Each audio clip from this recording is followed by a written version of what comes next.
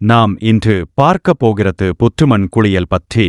அதனுடன் இணைந்த நன்மைகள் என்னென்ன என்பது பார்க்கலாம்.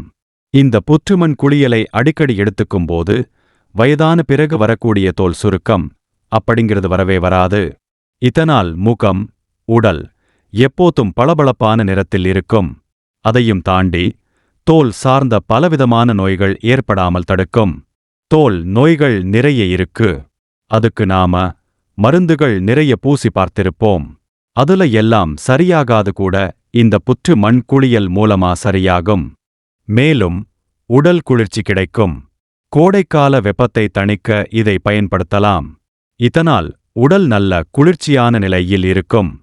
இந்த புற்றுமண் எப்படி உருவாகிறது என்று பார்க்கும் பொழுது மக்கிப்போகக்கூடிய இலை, தழை, வேர், பட்டை போன்ற பல பொருட்களை கரையன் சாப்பிட்டு அதிலிருந்து உண்டாகும் கழிவுகள் மற்றும் கரையனின் உடலில் பிறக்கும் எச்சுகள் சேர்ந்து கலவையாக கட்டப்படும் மண்ணுதான். இந்த புற்று மண்ணில் பல மூலிகை குணங்கள் இருக்கின்றன.